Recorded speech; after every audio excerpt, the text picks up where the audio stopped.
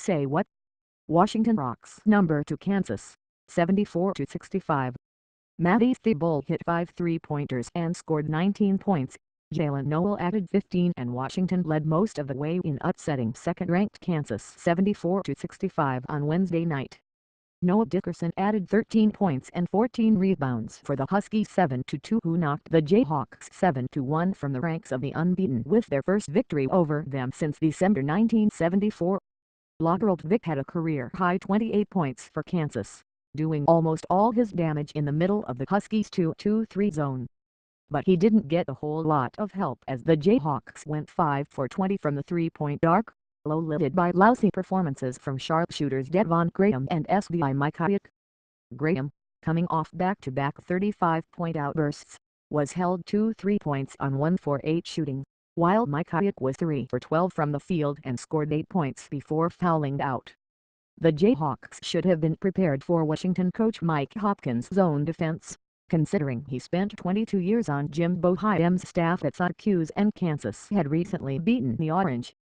And in truth, the Jayhawks had little trouble getting Vick open shots in the middle of the zone. They just weren't falling most of the night. Throw in foul trouble that sent the Jayhawks to big men, Udoka Azubuike and Mitch Lightfoot, to the bench well before halftime, and it was no surprise the Huskies took a 36-34 lead into the break. Washington kept the pressure on early in the second half, pushing its lead to 52-44 with 12:10 left in the game, before the Jayhawks finally turned up the defensive intensity.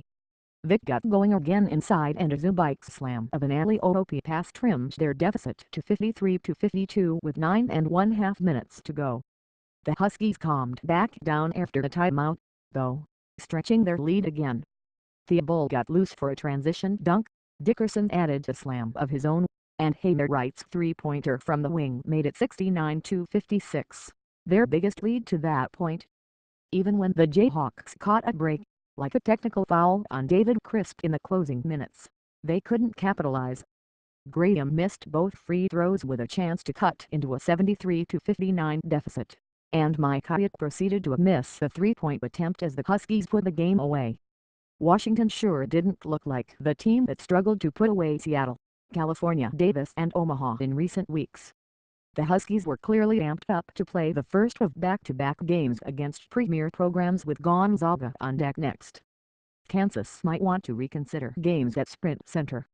While the Jayhawks like giving their guys a taste of the building where the Big 12 tournament is played, it comes at the expense of a massive home court advantage in Allen Fieldhouse.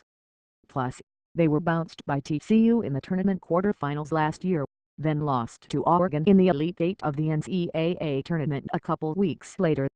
Up next, Washington begins a 4-game homestand with number 12 Gonzaga on Sunday night. Kansas welcomes number 16 Arizona State to Allen Fieldhouse on Sunday.